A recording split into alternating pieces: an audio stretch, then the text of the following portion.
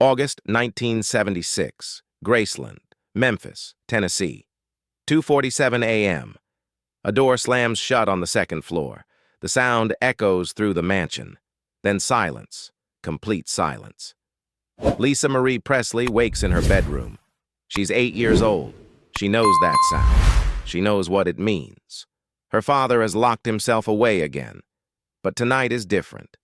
Tonight she will hear things no child should hear.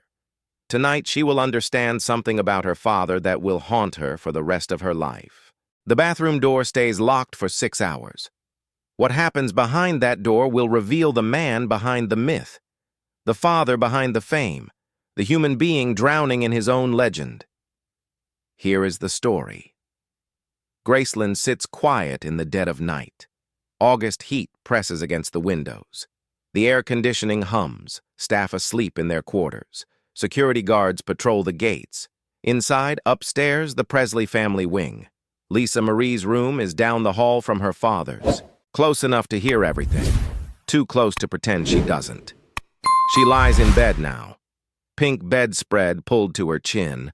Stuffed animals arranged on the shelf. A normal child's room in an abnormal house. Her father's voice carries through the walls.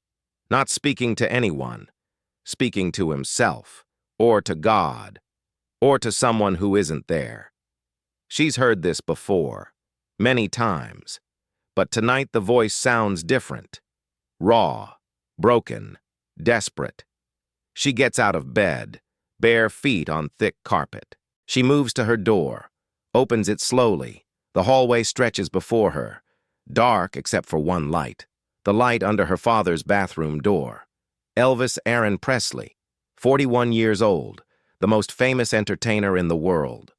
Or what's left of him. Tonight he weighs 260 pounds. His face is swollen. His hands shake.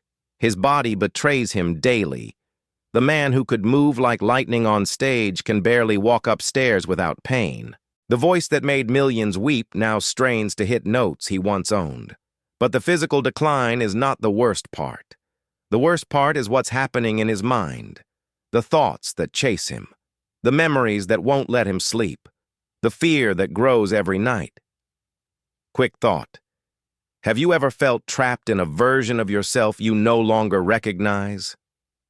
Drop a comment. Tonight something broke inside him.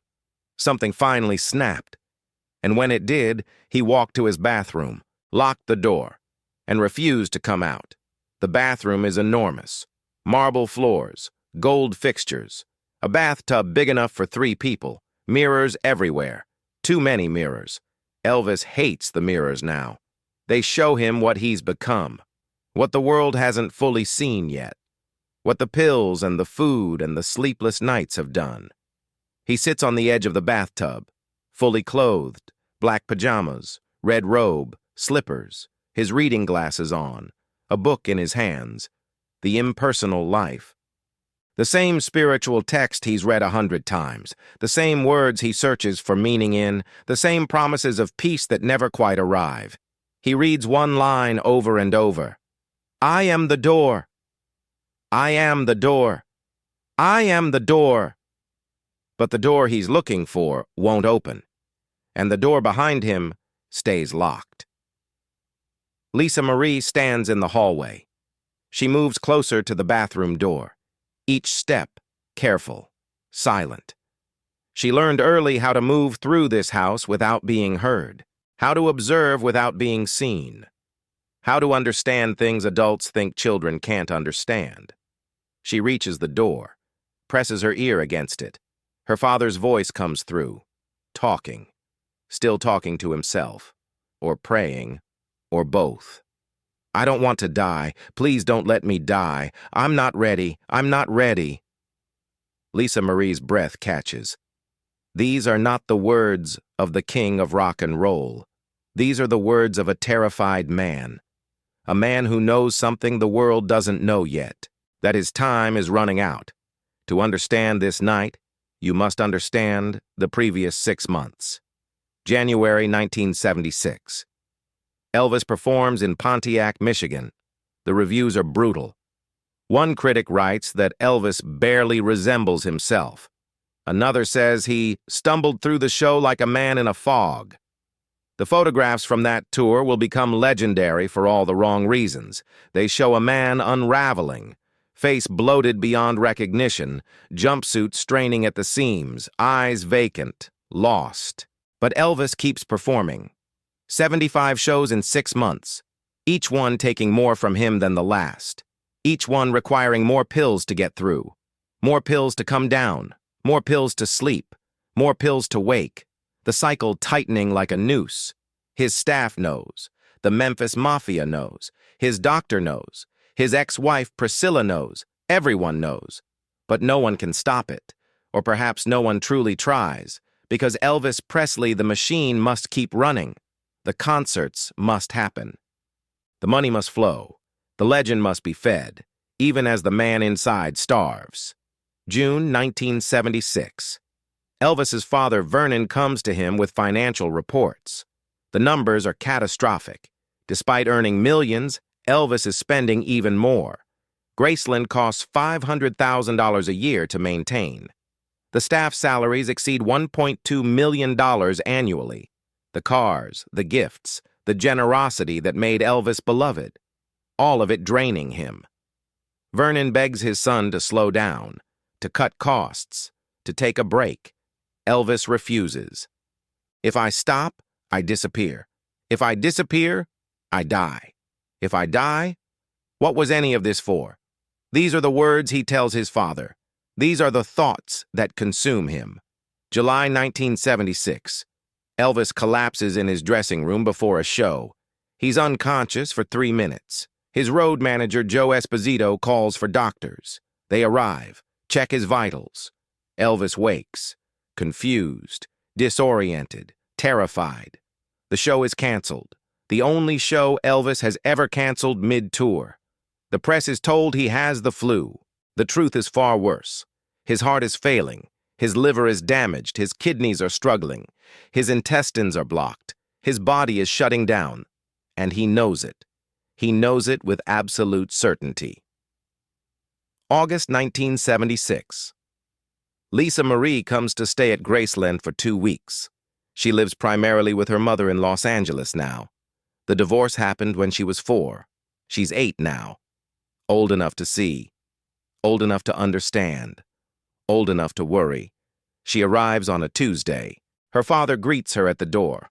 Arms open wide, smile plastered on his face. But Lisa Marie sees through it. She's always been able to see through it.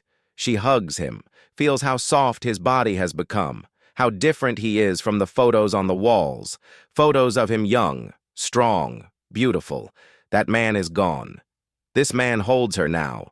This man who looks like a stranger wearing her father's face. The first few days are normal, or what passes for normal at Graceland. Elvis rents out the Memphian Theater for private screenings, takes Lisa Marie and her friends. They watch movies until 4 a.m. Elvis sits in the back, eating popcorn, laughing at the funny parts, pretending everything is fine. During the day, he sleeps. Lisa Marie plays in the yard, rides horses, swims in the pool.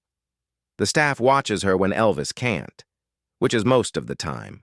At night, he comes alive, or tries to. But even Lisa Marie can see the effort it takes. The way he moves slower than he used to. The way he needs help standing up. The way his breath comes heavy after climbing stairs. August 14th, 1976. 2 nights before the bathroom incident. Elvis receives a phone call at midnight. Lisa Marie doesn't know who from. But she hears his voice through the walls, angry, then sad, then silent.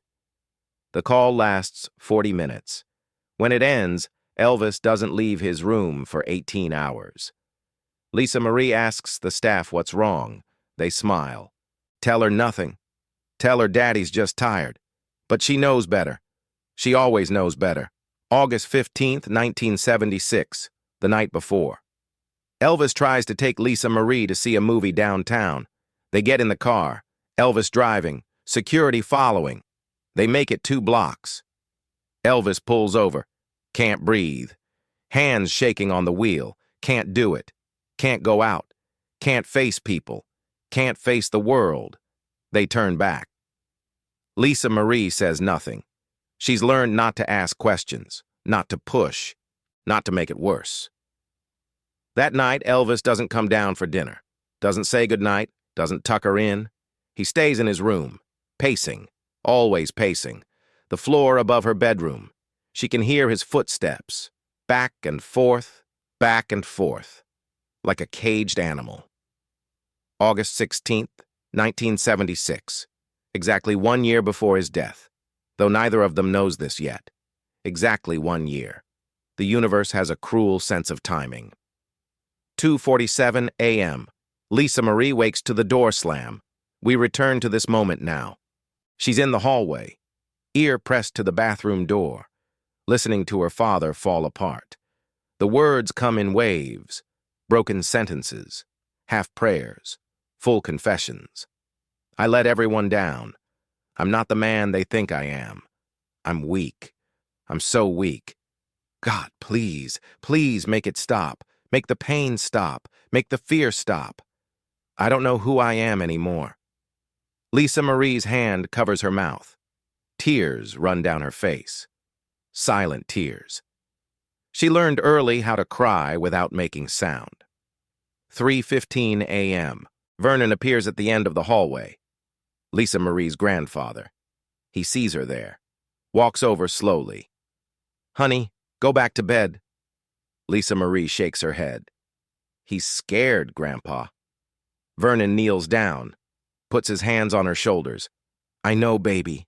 I know. But this is something Daddy has to work through himself. Can't we help him? Vernon's eyes fill with water. We've tried. We're still trying. Go to bed now. Please. Lisa Marie goes. But she doesn't sleep. She lies in her bed listening. The bathroom is directly above her room. She can hear footsteps, water running, then silence, then footsteps again, then her father's voice, talking, always talking, to ghosts, to God, to the man he used to be. 4:30 a.m. Aunt Delta, Elvis's aunt who lives at Graceland, appears outside the bathroom door. Elvis, honey, you need to come out. No response. Elvis, please. You're scaring everyone. Still nothing. We're worried about you. The door stays locked. Delta sits on the floor outside. She'll stay there for the next 4 hours. Inside the bathroom, Elvis stands at the sink, staring into the mirror, really looking at himself for the first time in months.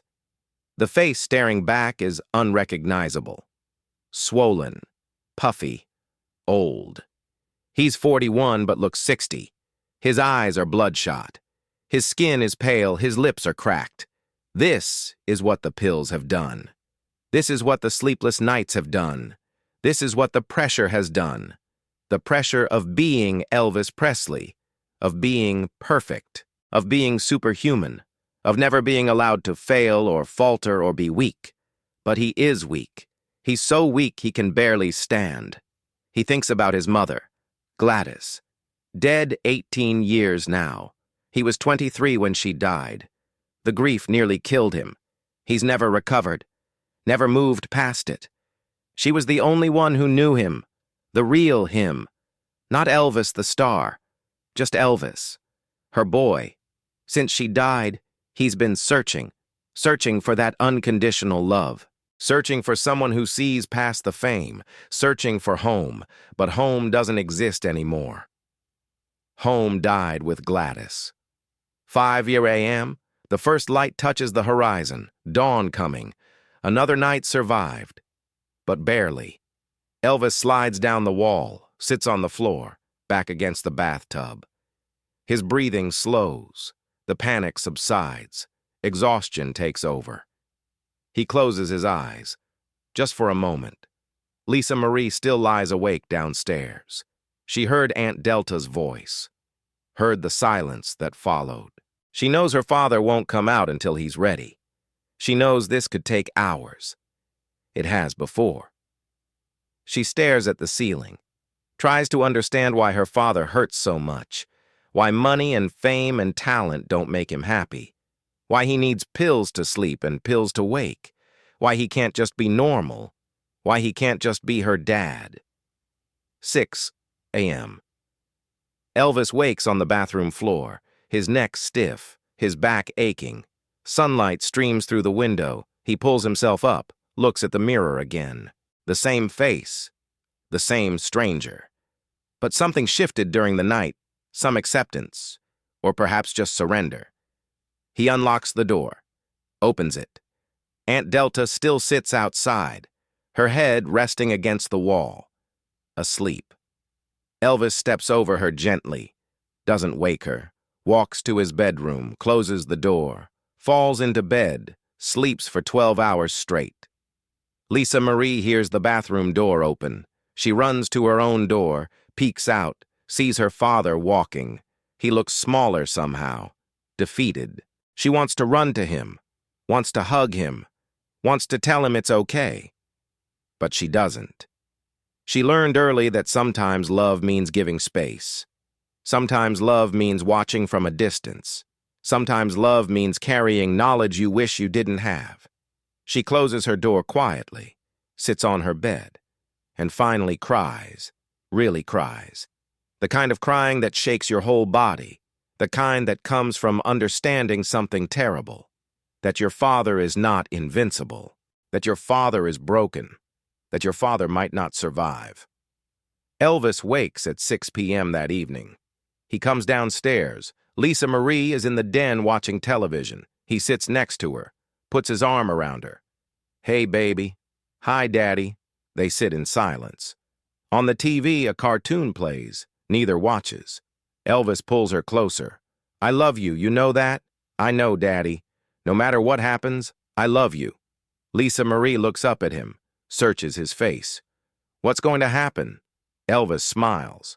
A sad smile. A knowing smile. Nothing, baby. Nothing at all. But they both know he's lying. Lisa Marie returns to Los Angeles 2 days later. She hugs her father goodbye at the airport, holds on longer than usual. He notices, squeezes her tighter. See you soon, baby. She nods against his chest, breathes in his smell, cologne and something medicinal, something chemical, something wrong. The flight attendant calls for boarding. Lisa Marie pulls away, walks toward the gate, looks back one more time. Her father stands there, big smile, waving, playing the part. She waves back, turns away, and somehow knows this might be one of the last times, knows the bathroom door was a warning, knows her father is running out of time, exactly 1 year later. August 16th, 1977. Elvis Presley dies, found on his bathroom floor, Graceland, Memphis, Tennessee. The official cause is cardiac arrest. The truth is more complicated. Years of prescription drug abuse, years of physical decline, years of psychological torment, years of being Elvis when all he wanted was to be human. Lisa Marie is 9 years old when she gets the news. Her mother tells her. They're in Los Angeles. Priscilla sits her down, holds her hands, tells her daddy's gone. Lisa Marie doesn't cry. Not at first. She nods, says okay, goes to her room, closes the door, and remembers that night, that bathroom door, those words she heard. I don't want to die. I'm not ready. She realizes now. He knew. A year before it happened, he knew. His body was warning him. His mind was warning him. And he tried to tell someone. He tried to tell God. He tried to tell himself, locked in that bathroom, fighting demons no one else could see. Lisa Marie will speak about this night many years later, in interviews, in her memoir. The memory never fades, never softens, never makes sense. She'll describe hearing her father's voice through the door, the terror in it, the honesty in it, the humanity in it. She'll say it was the most real she ever heard him, the most unguarded, the most himself. Because when you're locked in a bathroom at 3 a.m., when you think no one is listening, when you finally drop the act, that's when the truth comes out. That's when the real person appears. That's when Elvis Presley became just Elvis, just a man, just a father, just someone who was scared and alone and desperate for relief.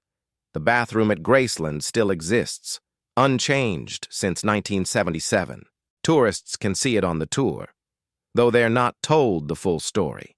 They're shown the gold fixtures, the marble, the luxury, but they're not told about the night a man locked himself inside, about the 6 hours of prayers and tears, about the 8-year-old girl who heard everything, about the warning that came exactly 1 year before the end.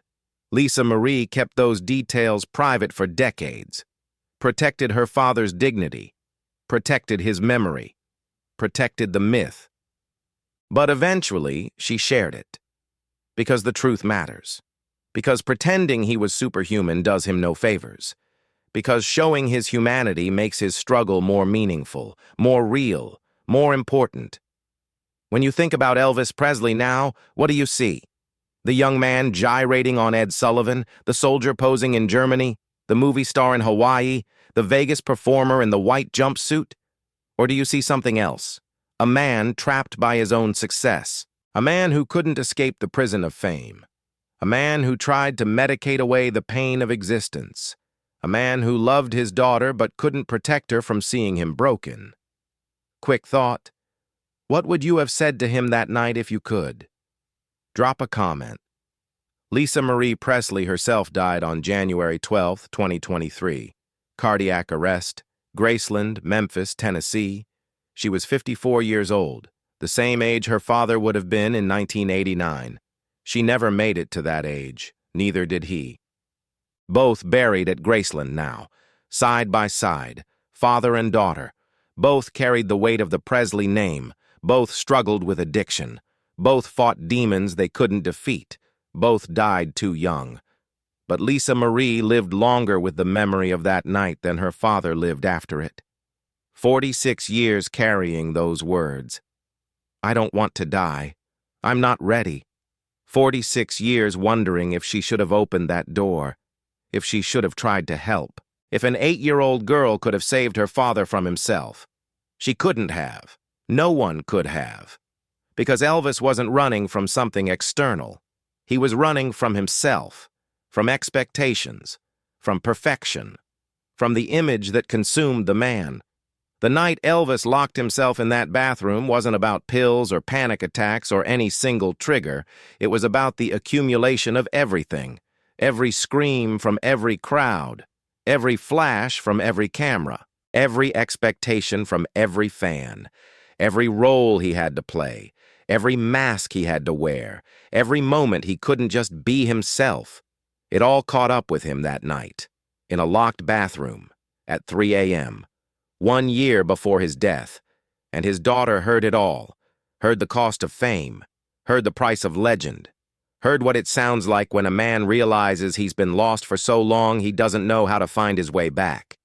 If you visit Graceland today, you'll see the trophies, the gold records, the costumes, the cars, the evidence of a life lived at the peak of American culture. But you won't see the bathroom floor where a man sat crying. You won't see the hallway where a little girl stood listening. You won't see the door that stayed locked for 6 hours. Those are private. Those are sacred. Those are the parts of the story that remind us Elvis Presley was human, deeply, tragically, beautifully human. And sometimes being human means locking yourself away. Sometimes it means breaking down where you think no one can see. Sometimes it means your daughter hears everything and carries it forever. Sometimes it means 1 year later you die in the very room where you begged not to. Lisa Marie never blamed her father, never resented him, never wished he'd been different. She understood. Maybe not at 8 years old, but eventually. She understood the weight he carried, the impossible task of being Elvis Presley, the suffocation of fame, the loneliness of adulation, the cruel irony that millions loved him but no one knew him. She knew him. She saw him, she heard him, and she loved him anyway. Maybe because of it. Maybe the broken father was more real than the perfect superstar. Maybe the man crying in the bathroom was more worthy of love than the man on the poster. Maybe that's what she tried to tell the world by finally sharing this story. That our heroes don't need to be invincible. That our legends don't need to be perfect. That the cracks in the armor are where the light gets in. Or where it gets out. August 16th, 1976. 1 year before the end. A warning. A preview. A moment of clarity that no one acted on. Or couldn't act on. Because how do you save someone from themselves? How do you rescue someone who's drowning in their own identity? How do you tell the world's most famous man that he needs to stop being famous? You can't. You just witness. You just listen. You just remember. And if you're Lisa Marie Presley, you carry it for the rest of your life.